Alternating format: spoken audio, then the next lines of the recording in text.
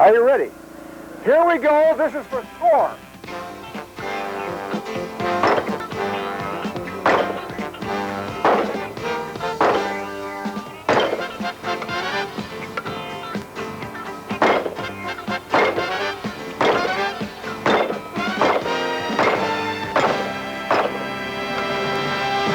Hello, I am Jeff Cooper. I am president of the Gunsite Raven Corporation. I am lifetime chairman of the International Practical Shooting Confederation, and I am the director of the American Pistol Institute. I am pleased to have the opportunity to discuss your new gun with you, because I assume that you have purchased this film in order to learn how to use a weapon which you now own. A handgun is an instrument, and like any instrument, it needs attention and skill in order to make it work. You are no more a marksman because you have bought a pistol than you'd be a musician because you have purchased a guitar. A pistol is an equivocal instrument in that it can do great things. It's a very useful device in good hands. In the wrong hands, it is a dangerous nuisance. Pistol skill is nothing very esoteric. I think it takes a good deal less to be a good pistol shot than it does to be, say, a really good typist. On the other hand, you have to know what you're doing. We hope to take this opportunity to show you a few things about what you might do. The fact that you have purchased this pistol means that you have a good and proper reason in your own mind for doing so. The reason may vary from recreation, competitive target shooting, hunting, all sorts of things, including personal self-defense. The pistol is essentially a reactive device, a defensive instrument used for that purpose, and it's a perfectly legitimate purpose in both the eyes of the law and the eyes of your conscience. So we need not apologize for that aspect of the thing. On the other hand, marksmanship is a skill, a manual skill, and it is, to a degree, separate from the purpose to which you put it. If you can hit a hen's egg, you can also hit a paper target, and vice versa. So whichever you wish to do, we will show you how. Obviously, we cannot, in an effort of this type, make you into a good marksman. The determination, the drive, the motivation must come from you. But we can show you some shortcuts. We can show you some techniques and some systems which you can use on your own to develop the necessary skill to put this instrument to use. Now, when you buy a handgun, you assume a serious social responsibility. In the eyes of some people, the very fact that you own a pistol makes you suspect. People who are not aware of the matter seem to think that the weapon has a will of its own and will rise up and attack people by itself. Now, that is such a silly thought that I wouldn't give it credit, except that you do hear people make it. You hear people in rather responsible positions, journalists, legislators, social commentators. You've seen them in the papers. The notion that an instrument has a will for evil is a facet of a mental illness called hoplophobia, the psychopathic terror of weapons. I'm not going to dwell on it here except to say that you need not apologize for your ownership of the firearm you just bought. It has its place, and it will serve you well if you learn how to use it. If you don't learn how to use it, it will be a suspect item, something which won't do you any good and may do you some harm. Therefore, we're going to take this opportunity to show you the principles of marksmanship and the principles of gun handling so that you will be able to handle these matters. Now, gun handling involves both safety, mechanics, and marksmanship. Safety, of course, is extremely important. A carelessly used firearm can injure or even kill the wrong person, and firearms accidents do occur. We insist, though, and we wish to emphasize that firearms accidents only happen with the untrained and the irresponsible. We feel that you are not irresponsible or you would not be viewing this film. And we hope that by the time you have finished it, that you will no longer be completely untrained, although obviously a certain amount of practical work will be necessary before you're ready to go. The matter of safe handling is, of course, continuously important. We will emphasize that in due course. Remember also that unless you can make that pistol do what you purchased it to do on purpose, and that's totally apart from any aspects of accidents, it still is no good to you. It's one thing to have a weapon with which you can't have an accident. It's another to have a weapon with which you can touch what you wish to touch and hit what you wish to hit at your demand. Two aspects of the same problem. I think before we go any further or take you out to the range and start showing you how to shoot, it would be time for us to cover the subject of firearm safety, which we will do now.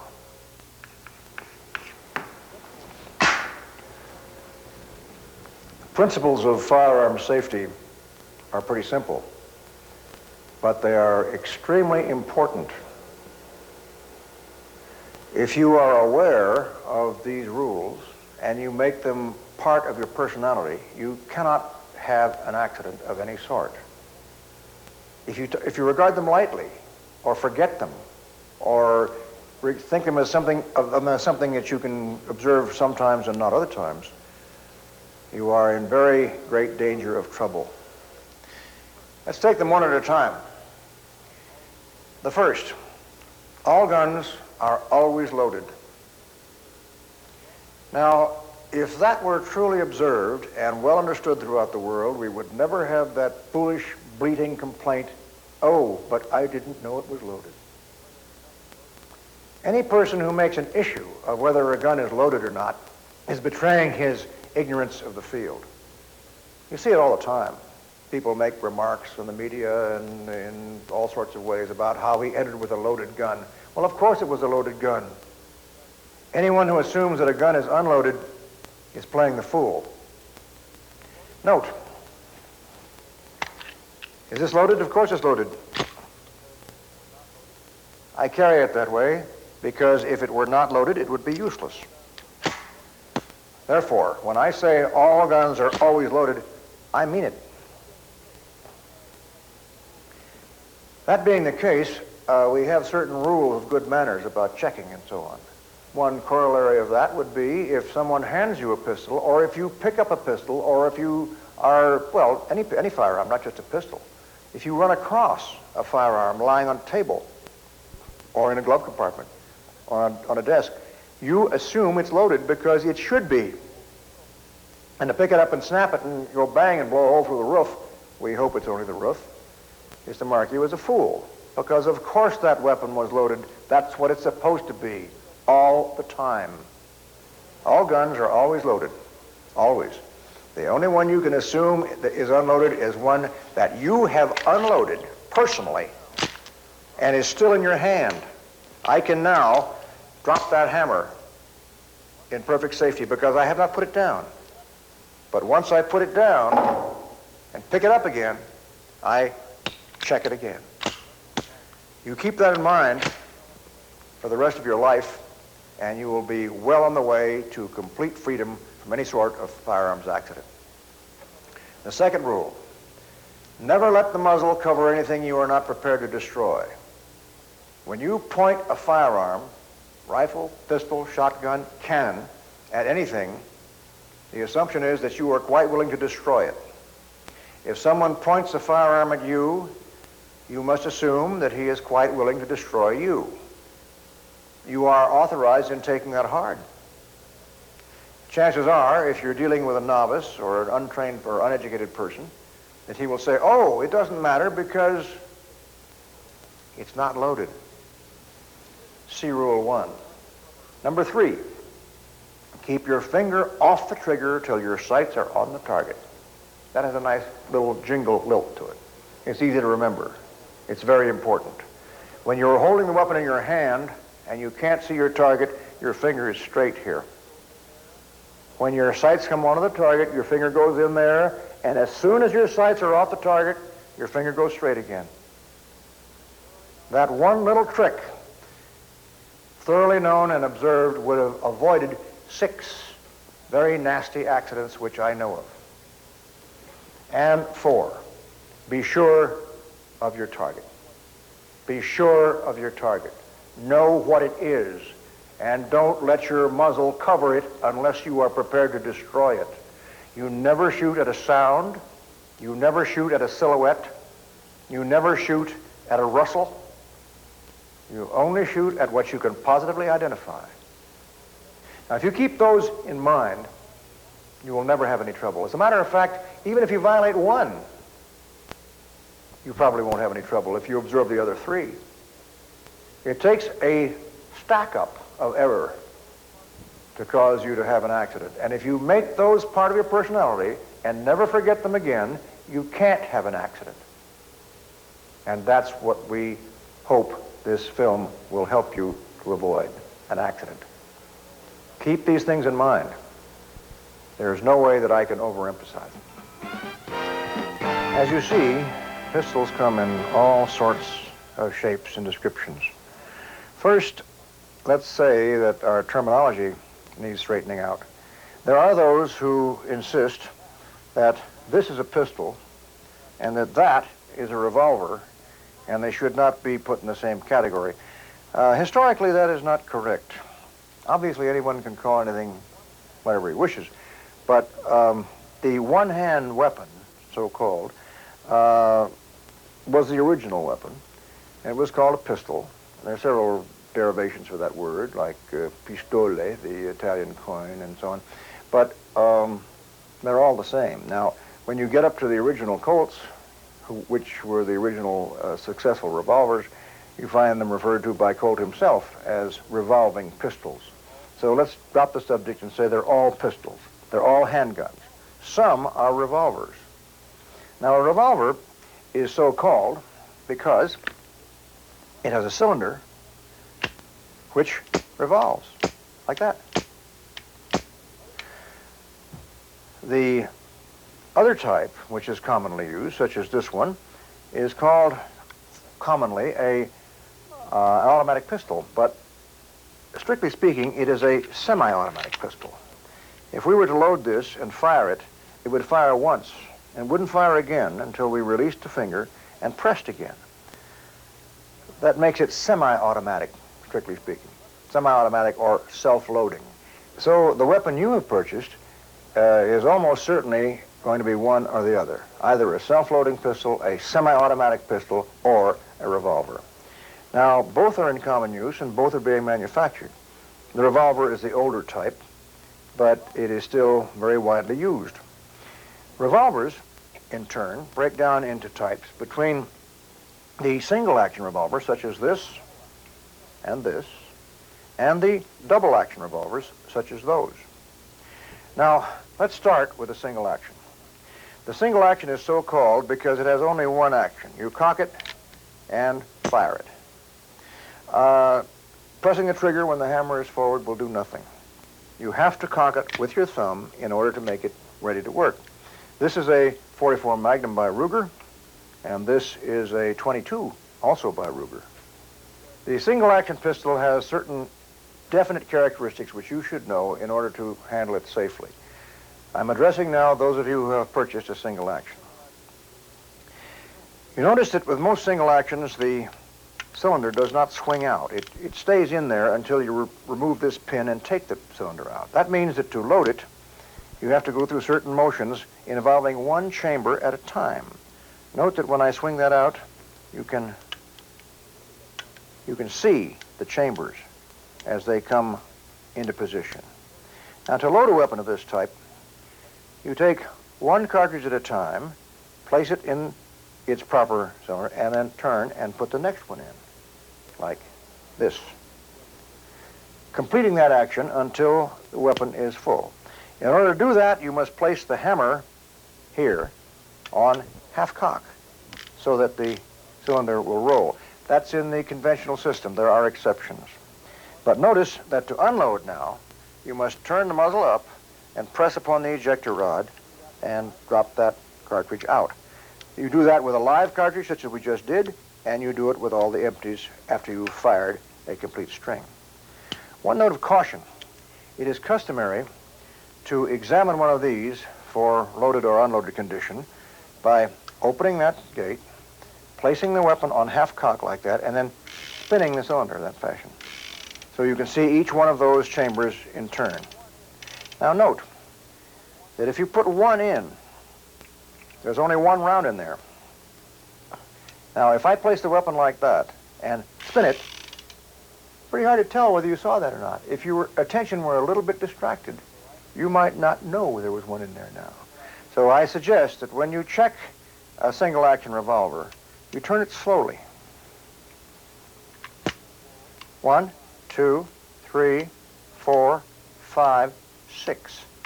Then you're sure. The single action revolver has another point worth mentioning.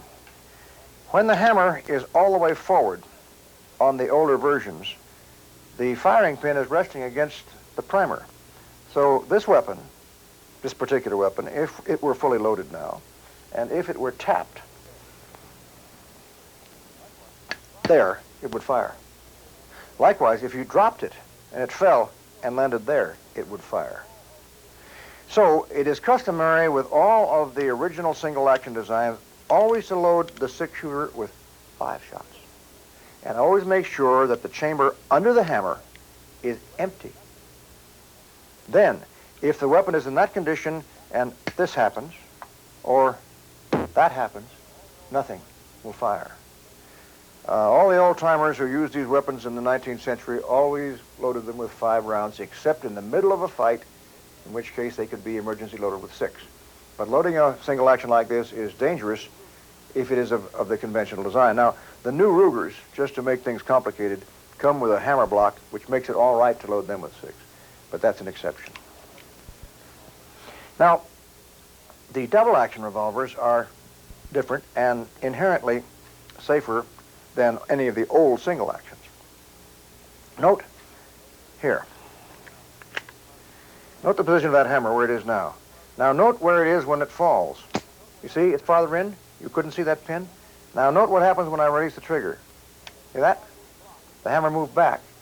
And a positive block of steel also moved up inside the pistol, holding the hammer away from the primer. So that this weapon can be loaded with 6, and you can do that until you break it, and it won't fire. Neither will it fire when you drop it like that. That is true of all well-made double-action revolvers. Now, to load, you simply place your cartridges in these chambers and replace thusly. Here we have the old standby, the Colt 45 automatic. This is a very nice weapon and seems to win all the prizes, so we use more of them than other types. You will notice when we get out to the range and start shooting that we do most of our shooting with these. This is a semi-automatic, self-loading pistol, and it operates from a locked breech. In order to make it ready for action, first thing you always do with an automatic pistol is remove the magazine. With the pistol of this type with a magazine release button here, it's dropped out by pressing that. So, no magazine. Now, whenever you wish to check a piece of this sort, it's always a good idea to take the magazine out first. If you are pretty sure of its condition, you can check the condition of that barrel by putting your thumb here and your index finger there and pinching it open. See, I can see no cartridge there, so I am unloaded.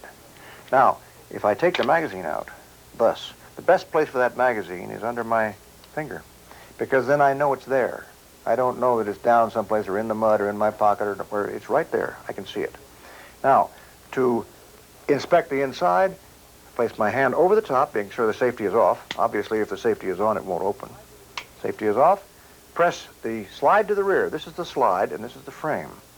And in the meantime, I push up on this latch right here, which is the slide stop.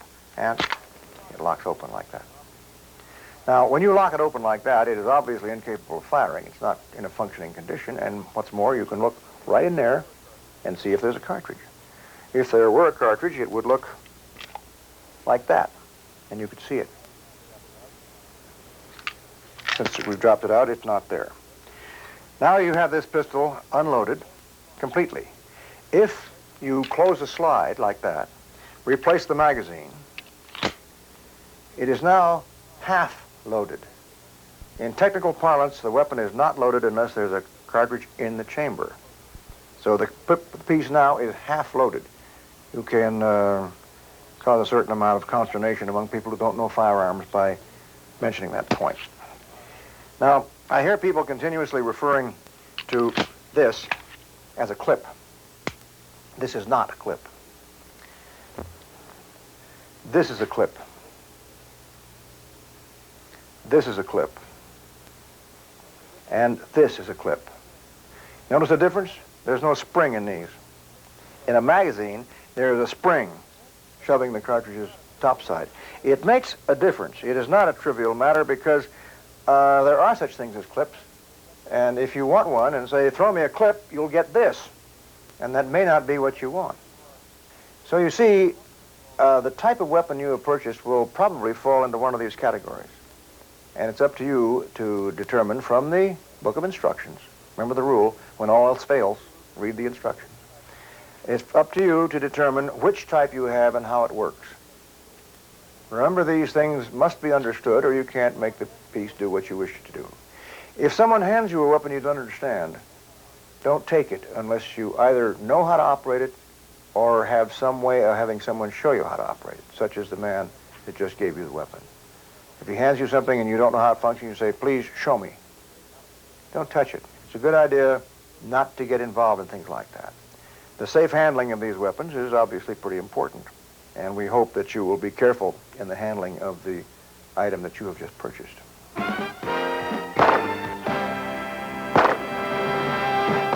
Before we start talking about technique, I'd like to make the point that the recoil of pistols, the kick, is much exaggerated.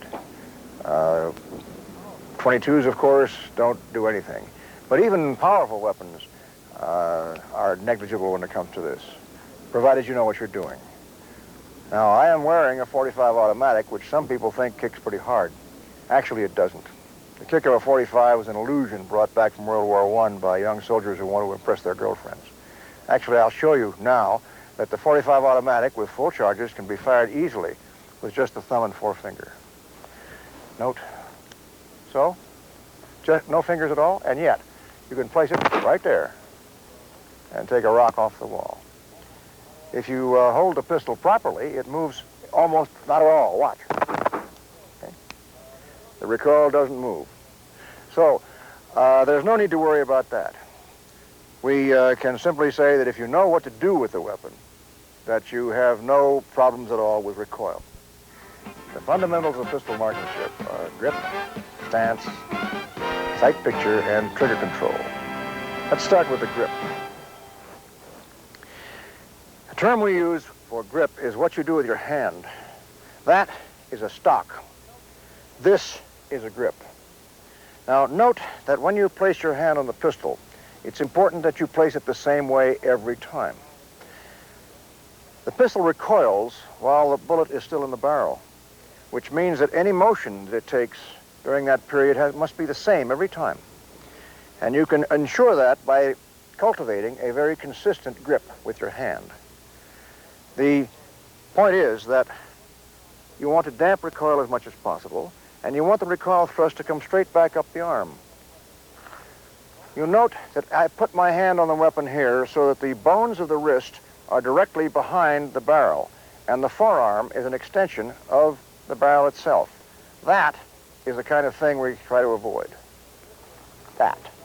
Notice that if the pistol recoils back this way and the hand is not supporting it, it will tend to move to the side. Well, if it moves the same distance to the side every time, that's not too bad because you'd be consistent at least, but you're never sure of that.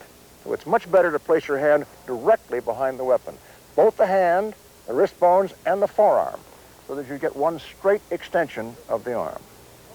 Now, in addition, it's important to get that grip as high as possible.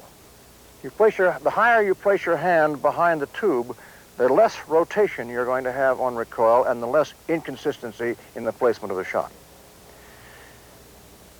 With the auto pistol, the hand looks very much like that. with the thumb pointed straight forward or on the safety, either way. Some people shoot with it down there. I prefer to shoot with my thumb on the safety with this kind of weapon. The finger placed in the center of the trigger, these fingers where they are most comfortable, the heel of the hand supporting the butt in that fashion. Now that is the grip for an automatic pistol, semi-automatic pistol. Here is the way you do it with a revolver. The same principles hold true. The hand should be placed directly behind the tube and the forearm an extension of the barrel. But note that because of the shape of the butt on a revolver, you cannot shove your hand up all the way. You put the web of your hand, this is the web, approximately there, just below that break, which is called the recoil shoulder. Now, the rest of the hand is much the same. I personally prefer to keep my thumb straight forward like that, but some drop the thumb down to there and get very good results. The fingers in the same place, the heel of the hand in the same place, and the projection of the recoil thrust through the arm the same way. Now, with the revolver, you have two different ways of using the trigger with the double action. This, of course, is the double action stroke, and this, the single action stroke. Obviously, your finger won't be in the same place for both of them, but otherwise, the grip on the two pieces is the same.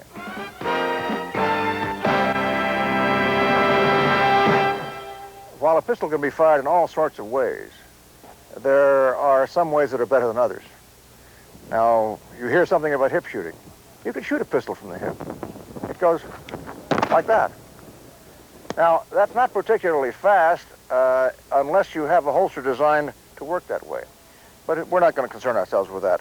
You can shoot a pistol from a one-arm lock, which looks like this. Although we don't suggest that that's the best way to do it. You can shoot a pistol one-handed, of course. The weapon was designed originally as a cavalry instrument to be fired one-handed. Right or left hand, either way. So, but if you are going to use the pistol to its best advantage, there is a right way. The way that is used in practically every case now. It's the basis of the modern technique, and it's called the Weaver stance. And it looks like that. Notice it is not just a two-handed grip. I am using two hands, but there are all sorts of ways of using a two-handed grip which are wrong. You can use the old wrist lock, which does almost nothing. You can use what some of the military services call, well, what we call palm support, which is placing the palm of your hand under the weapon. But recall that it's no problem to hold that weapon out there. That's not the issue. The issue is holding it down, not up.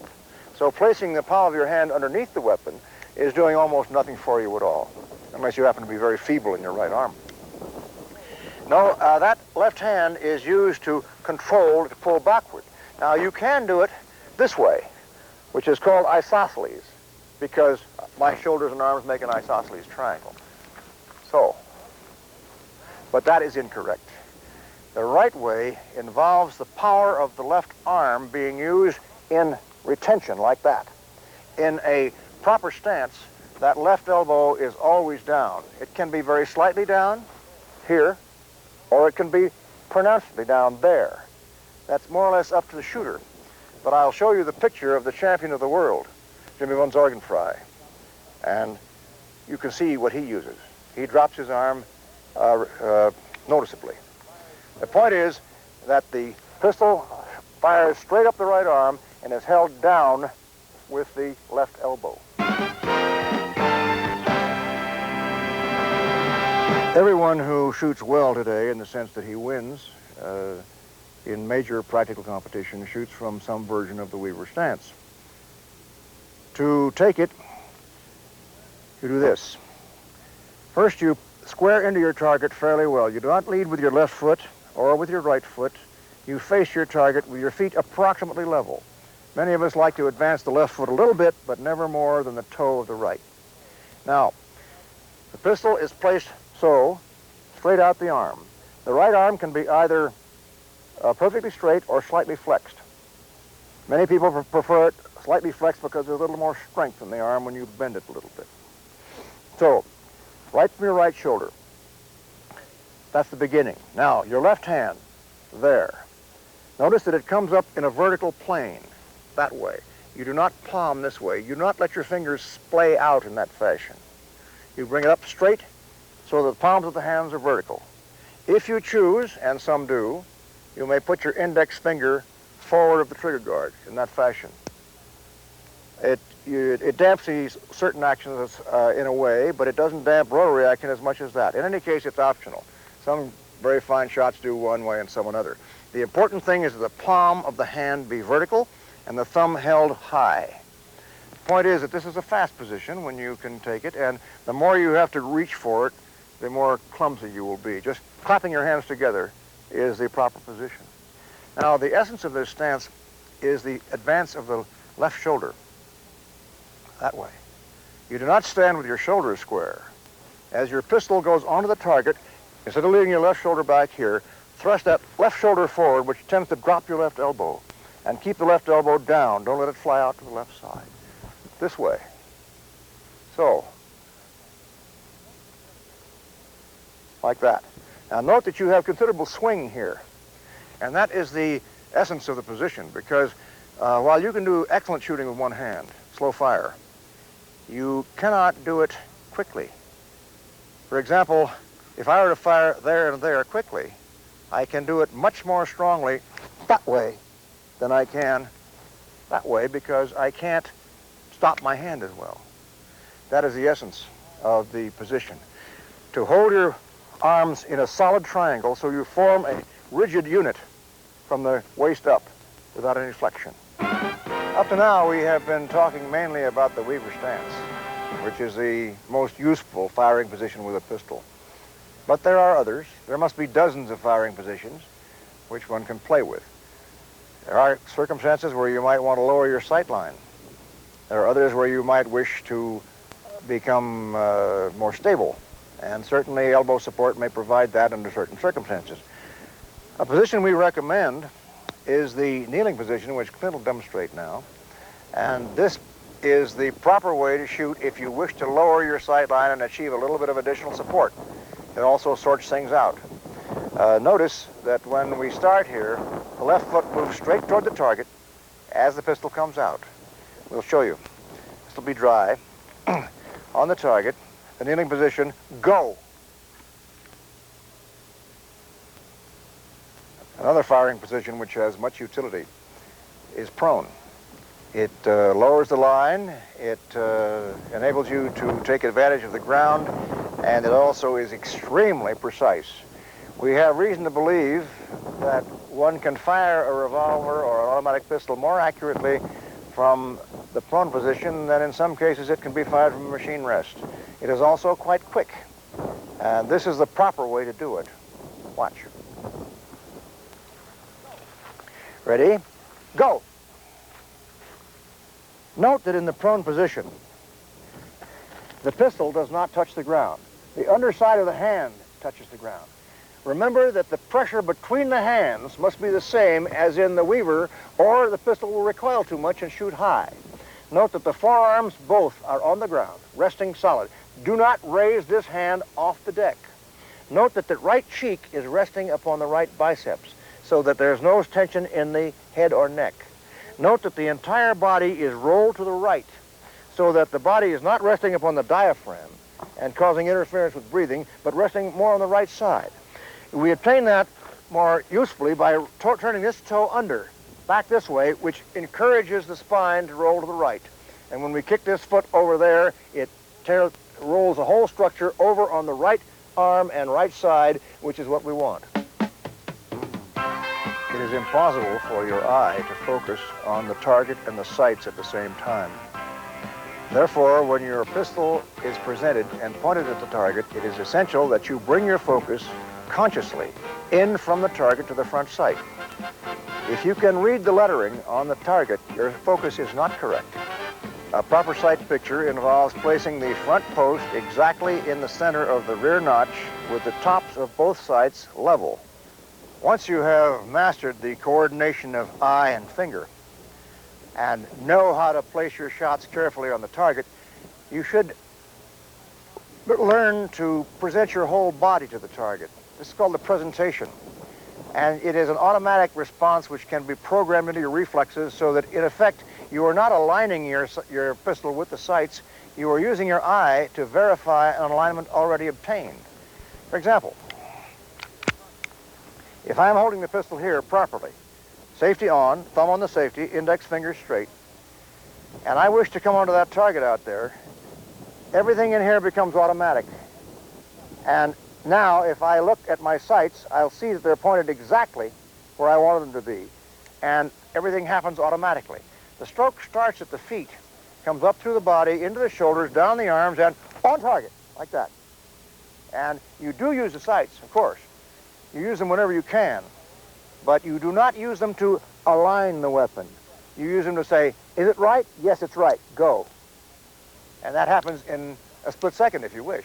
If you want to take your time, that's fine. But if you're in a hurry, your program starts from the feet and comes on target like that. And your shots will go in as quickly as you wish. Rapid-fire shooting is not only useful, but fun. The pistol, of course, as we explained, is a reactive instrument, and in many cases, you will want to make it useful as quickly as you can.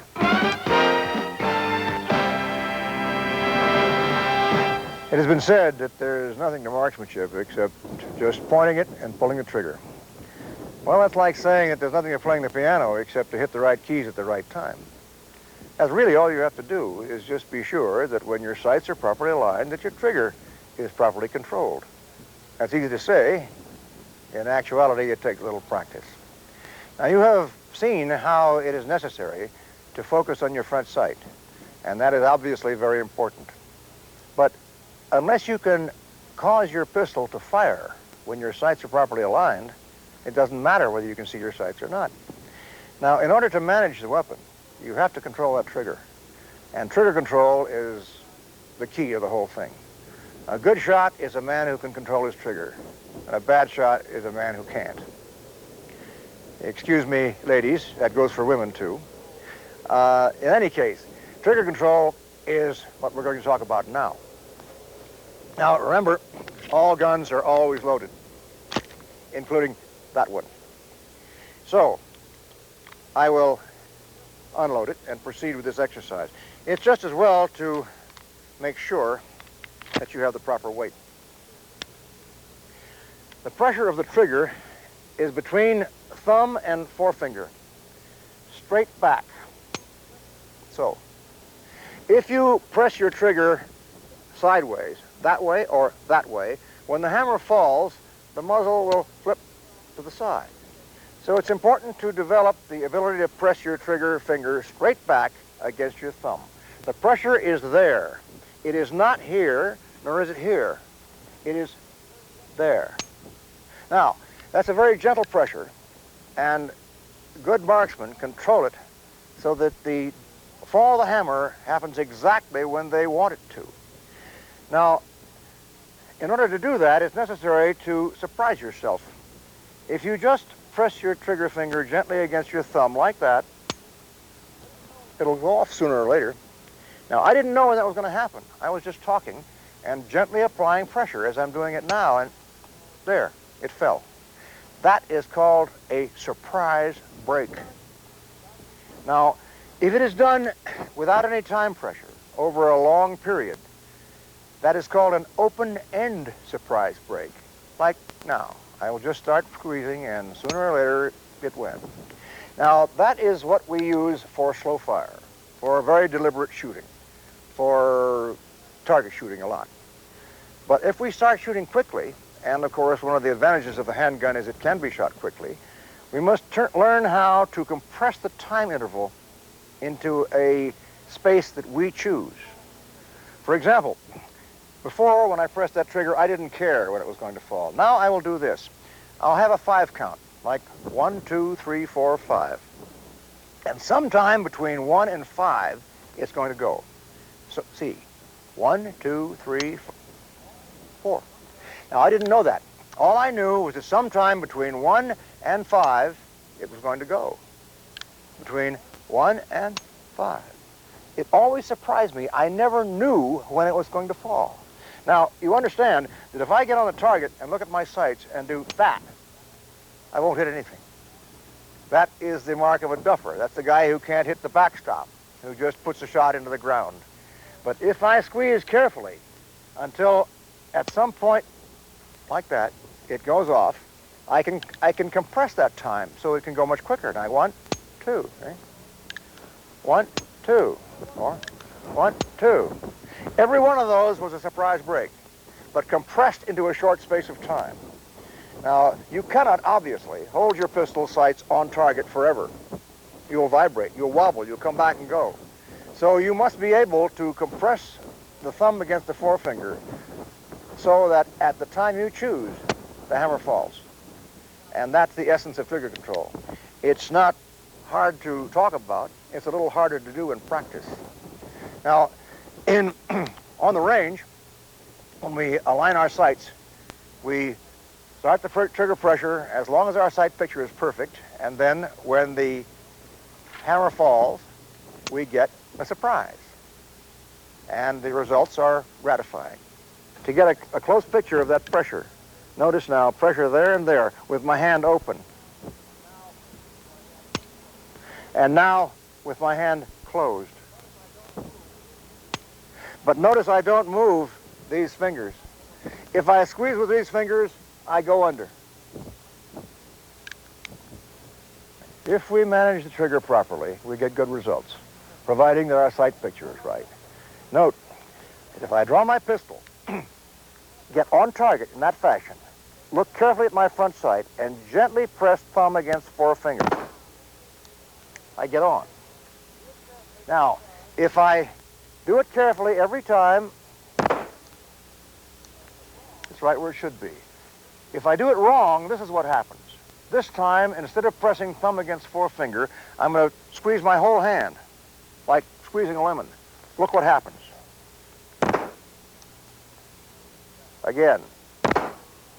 I'm down. Now again. At the bottom edge. Now, if this time I crank my whole wrist, we'll get what we call a lifeliner, which is when you shoot in sheer despair and grab with your whole hand from the elbow forward, and you do that, or that. You will not get on that way. Up to now, we have been talking about shooting from eye level, using the sights, at least to verify an alignment already achieved by the hands. The question often comes up, should you always use the sights? Should you practice, shall we say, hip shooting, or unsighted shooting, or what is sometimes incorrectly called instinctive shooting? Clearly, there's no such thing as instinctive shooting, because an instinct is what we are born with, such as the tendency to get in and out of the hot sun. There's no way to learn to shoot instinctively, but you can learn to shoot reflexively without using the sights if you wish. It's fun, it's a good recreation, and I enjoy it. I don't think it's terribly practical, but let's see how it works. I will try a few shots out here without using the sights from what might be called a locked-on position. All right?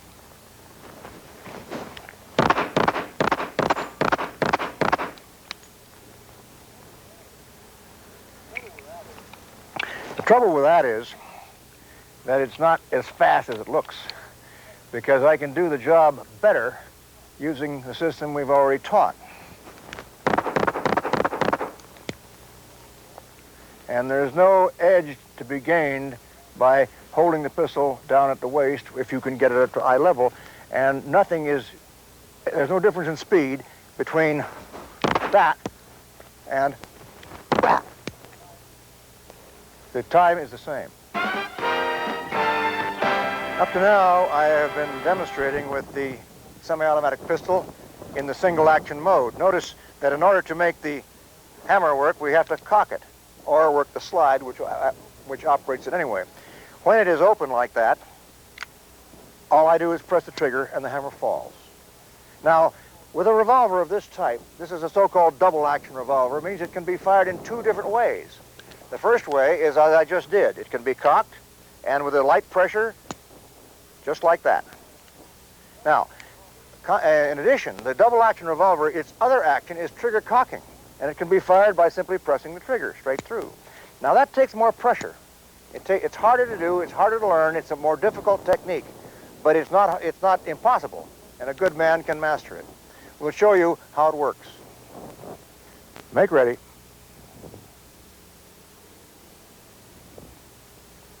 And come to rest.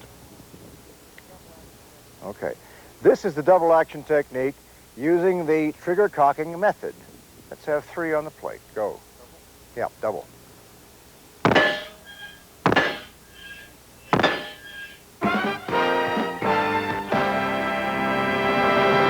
After a certain proficiency has been obtained in shooting, it's important to remember that there are other things to marksmanship besides just hitting a target. Gun handling is one, and one of the attributes of a good gun handler is the ability to keep the weapon loaded at all times.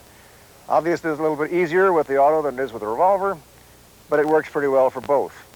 With the auto, for example, a reload looks something like this.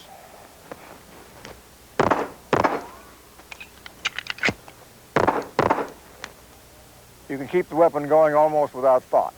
A revolver is a little bit harder to use, but still, with skill, speed will come. Try it there.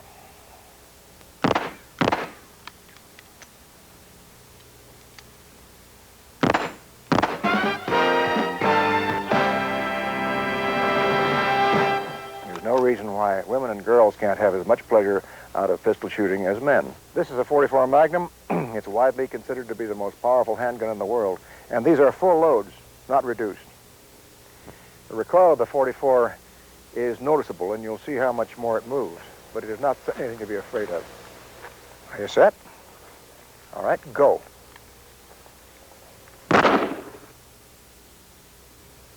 There's one.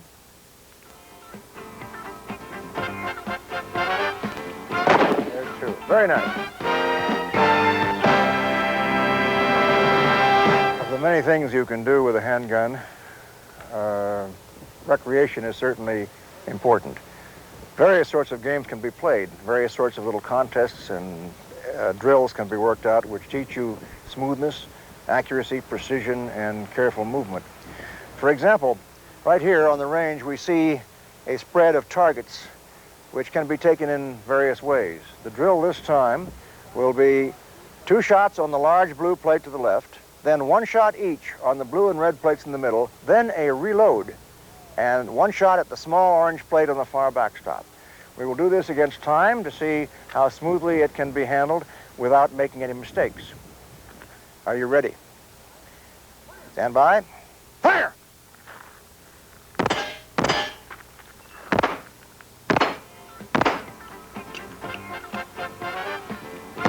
There you go. Now that you have purchased your firearm and you're going to use it, you should have an idea of what it will take to maintain it. A badly maintained weapon may give you a bad start.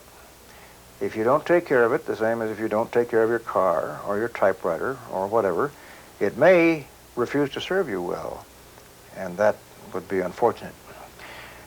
The care and cleaning of handguns is no big thing. It's easy enough to do. First, of course, you must know what the procedure is.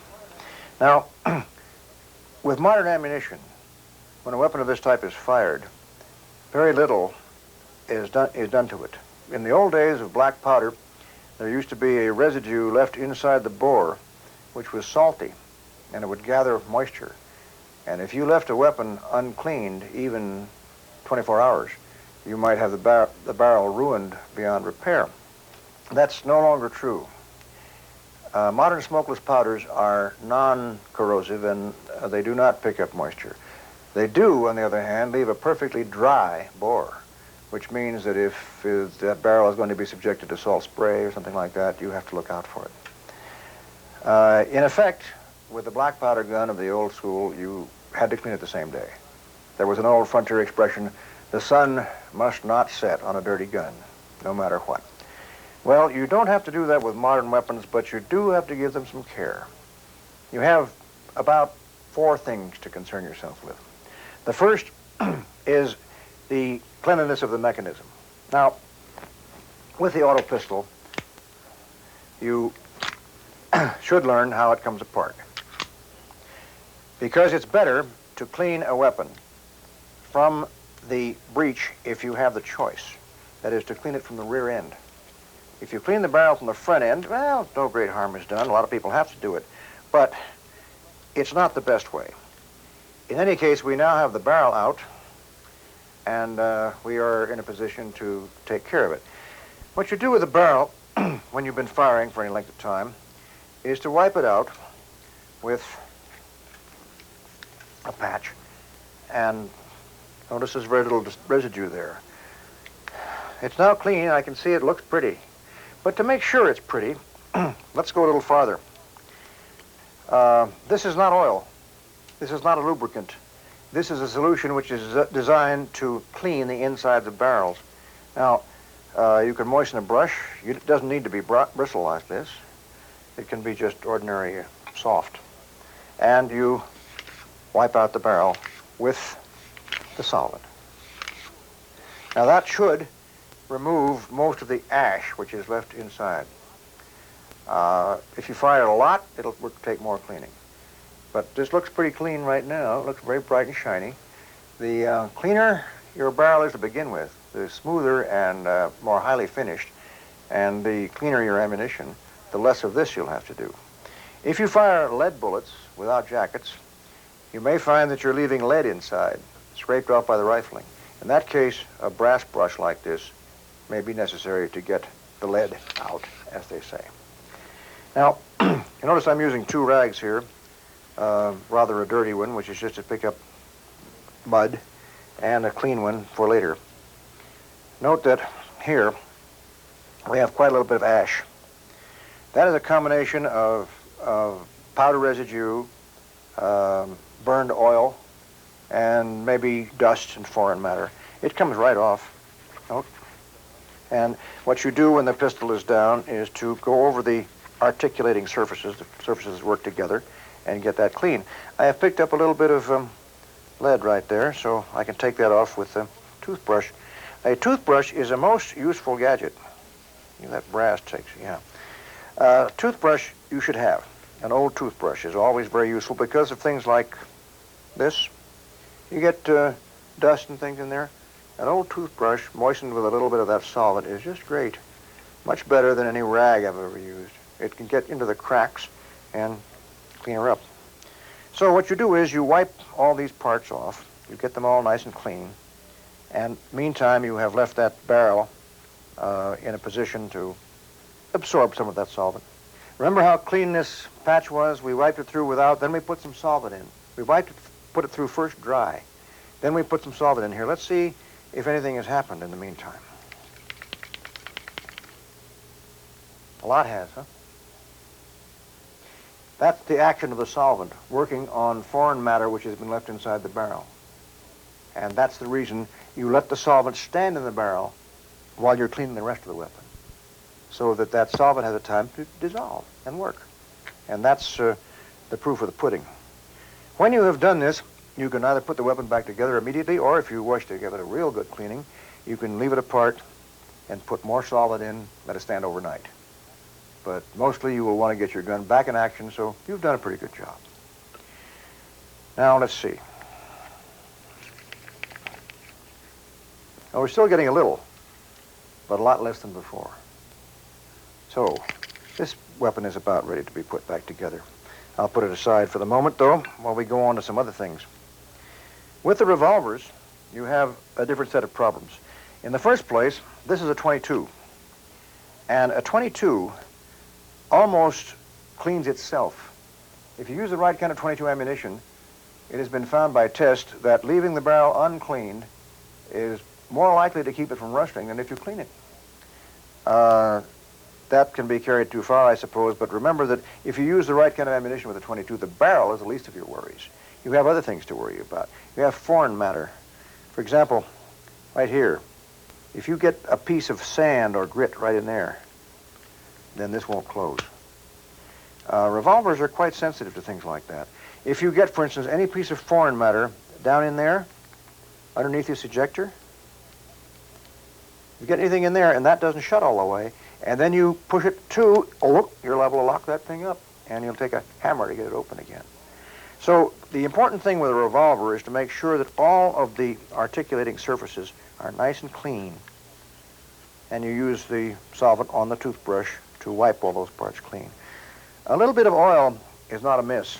You can put just a drop, not too much, there, to make sure that that part is nice and goozy, as they say. Also in here. Also right back there. That's a pretty good place for a drop to make sure that your double action is nice and slick. The revolver, of course, has chambers. And if you're going to clean the barrel, you're going to have to clean the chamber. So, in effect, with the revolver, you have 7 points of concern. The barrel and each one of these chambers, and you treat them each one the same way. Now, with revolvers, as you see, there is no convenient way to get at the rear of the barrel. So you can't put your brush through here. That's all right. You can clean this from this end. Weapons which are to be used immediately would go back into your holster, ready to go for the next session. If you're going to store them, you have 2 kinds, live storage and dead storage. Live storage means you want the weapon ready to go at such time as you need it. Weapons in live storage should be placed under lock and key, and preferably in a different place from the ammunition, if you have that choice. A weapon that's not ready, of course, can do you no good. But on the other hand, if you have a ready weapon and several other weapons that are not ready, those that are not ready should be kept in live storage, unless you're going away, unless you're keeping them for future sale, in which case you can put them in dead storage. In live storage, they can go like this, unless the climate is extremely acid or salty, such as in the tropical ocean-going climates.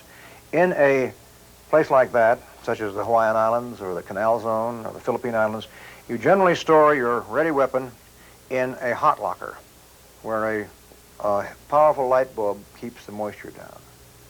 In a climate of the arid Southwest, you don't need to do that. In any case, if you're going to store the weapon and not look at it for a long time, a thin coat of rust-preventative rig grease is a good idea. When you do that, remember that all that grease has to be removed before you put the weapon back in action at dead storage. I say again that your ready ammunition should be in the weapon if you're going to use it for that purpose. If not, then the ammunition and the weapon should be stored separately under lock and key where no one who is unauthorized can get at them. If you have the luxury of a strong room, that's fine, but not many people have. There are all sorts of steel boxes with locks that can be used in a normal house or apartment, which will keep your weapons safe. You treat them well, and they'll treat you well. Stand by. Fire!